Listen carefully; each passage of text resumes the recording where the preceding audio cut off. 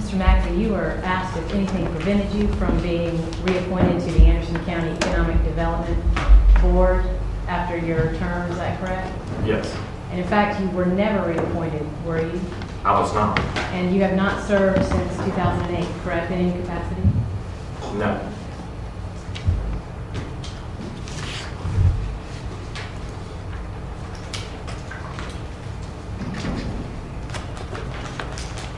Ms. Kern-Fuller asked you questions about an issue involving the Beaver Dam sewer line. Yes. And Ms. Wilson. When did the issue surrounding that controversy occur? They started sometime prior to 2000.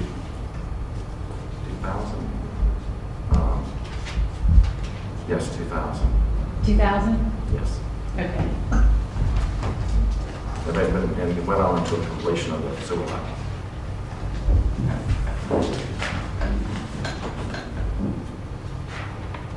Your business with Mr. Plummer was Peerless Economic Development, correct?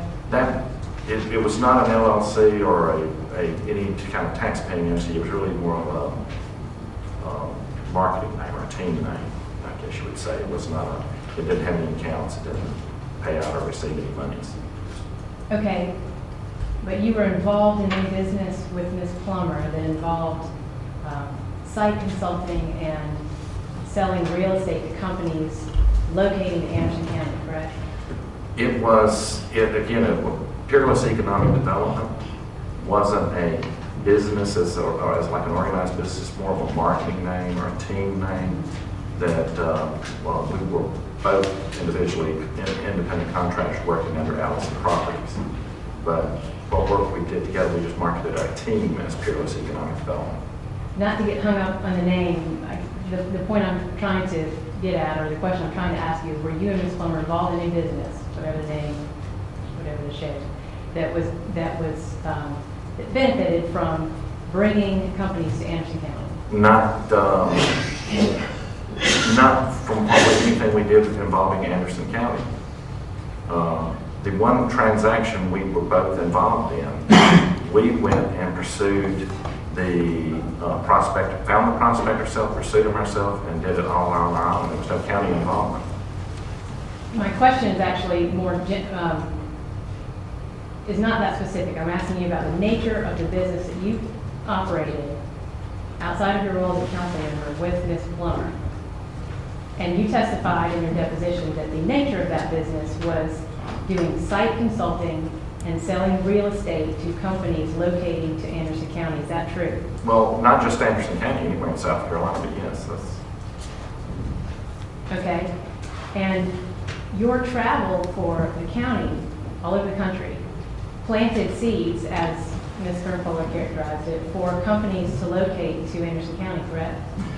Yes, specifically for Anderson County. Wasn't that the goal of every trip? It was to promote Anderson County. I believe that Ms. Kern-Fuller pointed out that during your trip for the Rail Trends Conference in 2008, that there's an exhibit up there, I believe it's 72, that deals with the registration. Yes. And I believe you testified that you were reimbursed for your registration, but not for Ms. Plummer's, correct? That's correct. But the rest of the expenses for that trip, the meals, the entertaining, the food, drinks, lodging, and airfare for Ms. Plummer was all paid for by the county, correct? I don't know. I'm assuming it was. Do you remember testifying in your deposition that was the case? I probably did. I'm assuming that's correct. That is the case. If you said that in your deposition, it would be true? Yes. You said that you were Mr. Preston's boss, so we had to do what you said? I'm an individual councilman is not Mr. Preston's boss. The county council sitting as a whole, the body politic, is the boss of Mr. Preston. We are each individually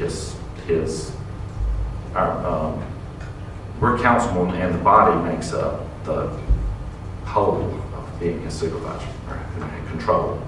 So Miss Cindy Wilson was his supervisor and boss too? No, Miss Cindy Wilson was a part of the body that supervised him. But what your testimony before was that Mr. Preston pretty much had to do what you said. Is that accurate? Mr. Preston has to do what council has him do.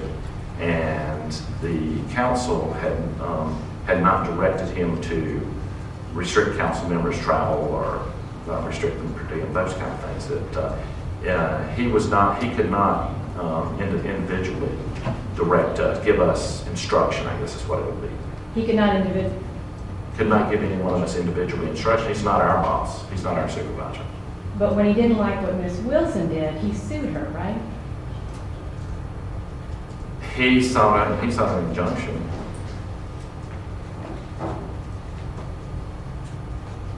I believe you testified today that about the county's prior experience with Mr. Tom Bright.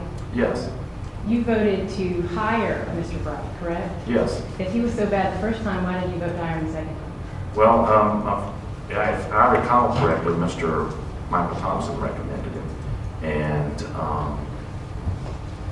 he at least had experience in the kind of work. And I felt like, might as well try him again. You had other options, right? I don't recall the names of the other attorneys that were on the list.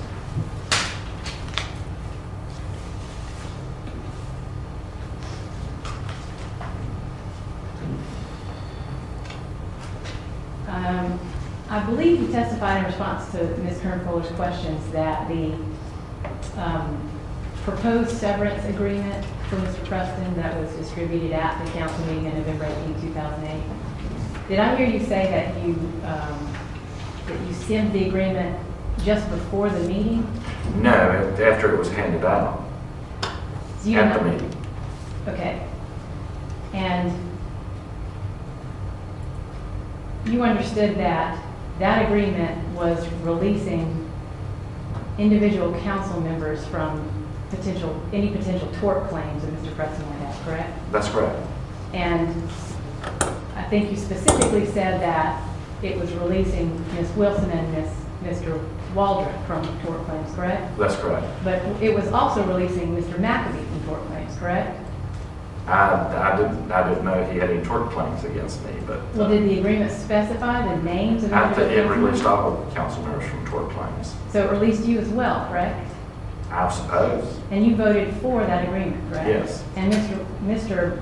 Waldrop and Ms. Wilson voted against it, right? Yes. So they voted against their interests the way you characterized them. Actually, let me correct that. Mr. Waldrop, I believe, abstained. I think Ms. Wilson voted against Mr. Waldrop and abstained. How did he vote initially? I think he may have, I don't recall if he voted against or if he abstained in the initial vote. But He initially voted against it and then abstained after reconsideration, correct? I see. Is that, I'll take.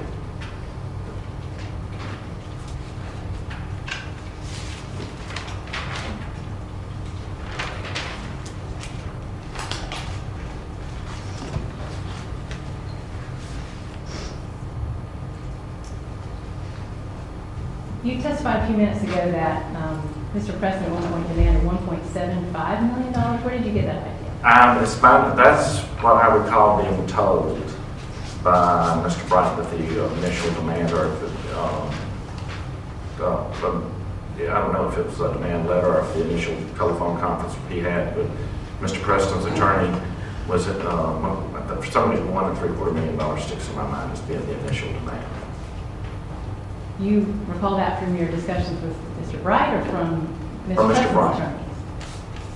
But you didn't recall that number at the time of your deposition? Well, I don't know. I don't remember. Is it in? Do you remember where you heard that number?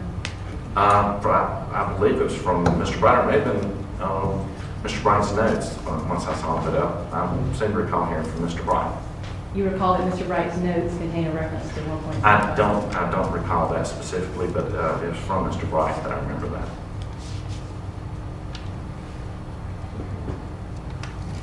Was there another demand letter other than the $1.3 million demand letter from Mr. Hoskins? 1.3? the demand letter that we've looked at, was there another demand letter? Like I said, I don't know if there was a demand letter or if there was a telephone conference prior to that demand letter, but haven't seen another demand letter. So you think that perhaps Mr. President's initial demand was 1.75 and he came down from that to 1.3? I think so. That's my understanding. Did you recall that at the date of your deposition? I don't think so. How did you refresh your recollection? I don't know. I've just been thinking about this since that time and just trying to remember as much as I can. Who have you been talking to about your testimony today? About my testimony, my attorney, my wife. Anyone else? No. I just want to clarify one thing that we discussed in your direct. The commission that you received from the commission that you received that you shared with Ms. Plummer that we discussed earlier? Yes. The check that you received was $73,000, is that correct? That's correct. And that amount was received by you in toto, and Ms. Plummer received that amount as well, correct? That's correct. It was not split between the two of them. That's correct.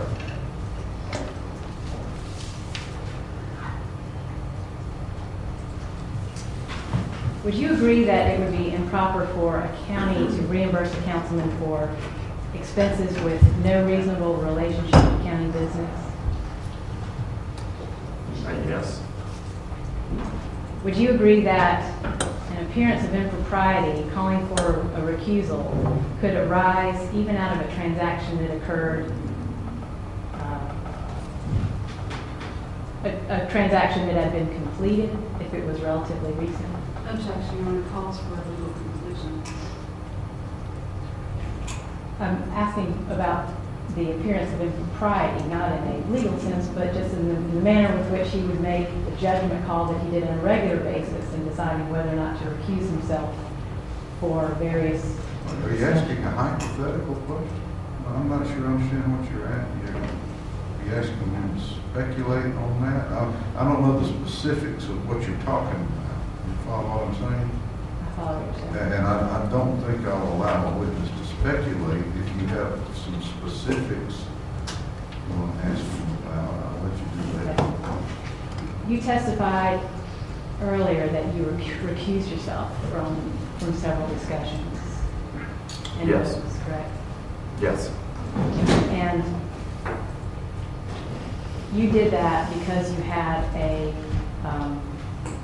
ongoing relationship, business relationship, that may have involved benefits that you had received in the past, correct? No. The ongoing business relationship I referenced was with Lincoln Oil, and B&B Properties are all part of the same group. At the time we were working for them or seeking properties for them that they may buy. So there was, including the house on Lewis Drive, the property on Lewis Drive, in addition to their main tract, that constituted an ongoing business relationship I had active at that time with Lincoln Oil. But you had already received the commission, right? I had already received the commission, but I was working for them in hopes of receiving other commissions.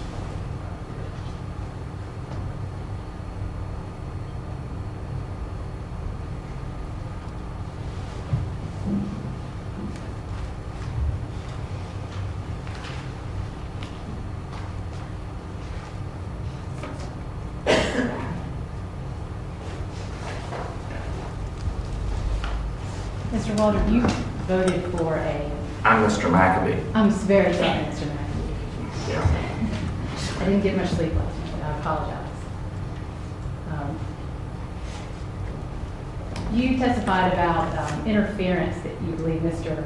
Preston was having with his job that might have justified giving him a severance deal. Is that an accurate statement?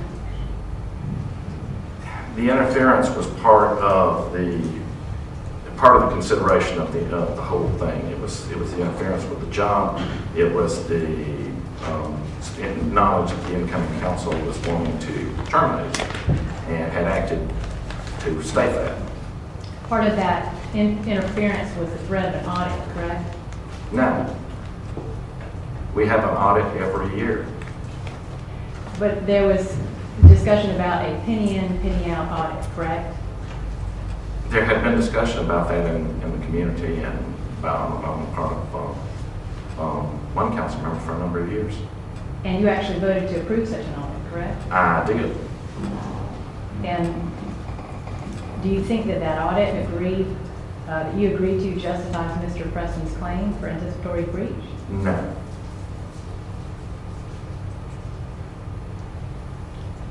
But the suggestion that he be suspended on the finance system administrative finance without cause, I think, could constitute a breach.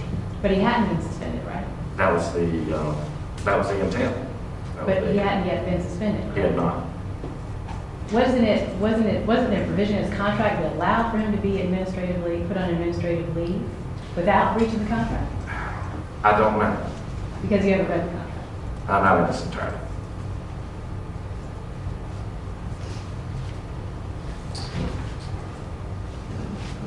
Did you ever travel with a male, Mr. McAbee? Well, Steve Hawkins went to Charlotte, Chicago with us. That's the only instance I can think of. Were his expenses reimbursed by the county? Yes.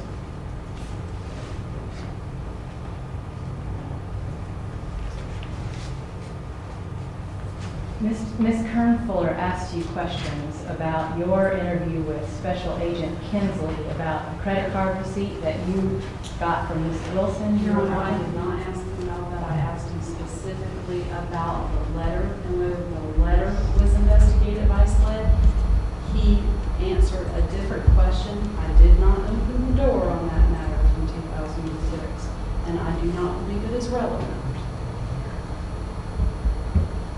I would like to ask some questions about the receipt. Your Honor, Well, you're on redirect, and hoping you can go into matters that were raised by the cross that you couldn't go into on direct.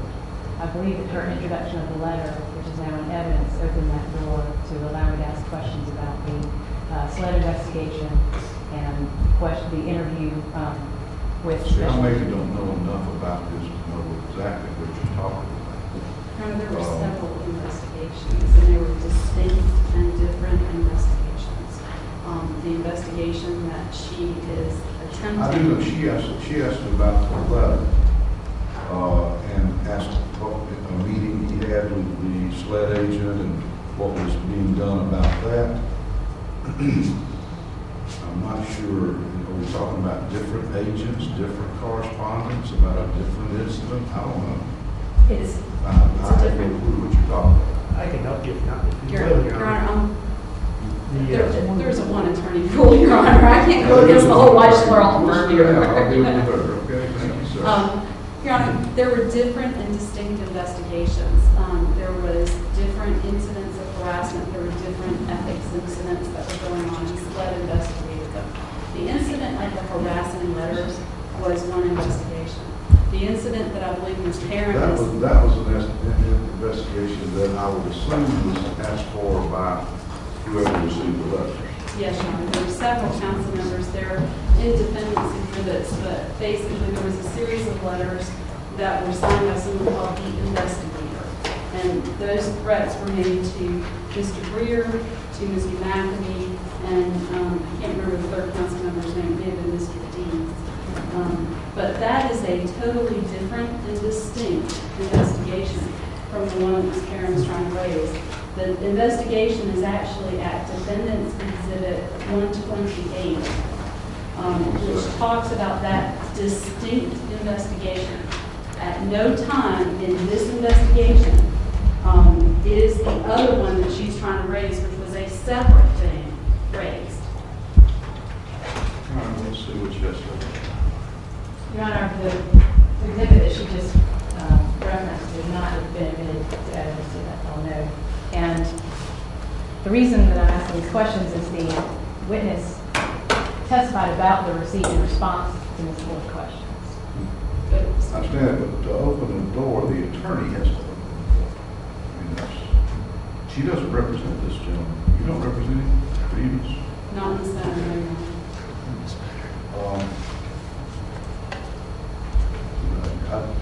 As an attorney, if I ask a question and the witness decides to answer something else,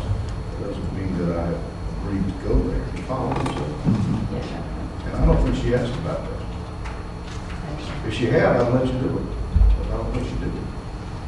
So I'm just saying that, Thank you.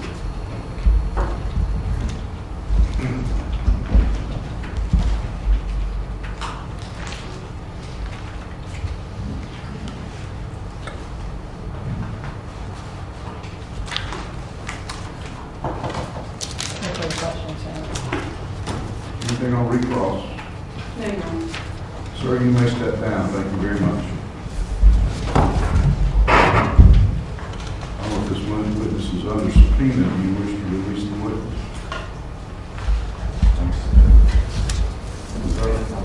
Your attorney get a response. I don't have any You wish to problem. release the Yes, witness? sir, I don't have a problem with Any objection? Your Honor, I would be glad to release the witness, but if at some point a material issue comes up, as you can see, there's a lot of things floated about. And Mr. McAbee has a lot of. All right, subject to recall. That's all you have to tell me. I'd like to release him, but just have him not in the courtroom. So I'll tell him that he's free to move about. You may get a call and you may have to respond at a future time. Thank you, Your Honor. Thank you. And I will remind you that the sequestration order, all witnesses, remember, you should not discuss your testimony at this time until this trial is completed with anyone. Thank you, sir. Yes, Your Honor. All right, I do know that it's 12:30. We'll break at this time for lunch. Let's return around 1:45.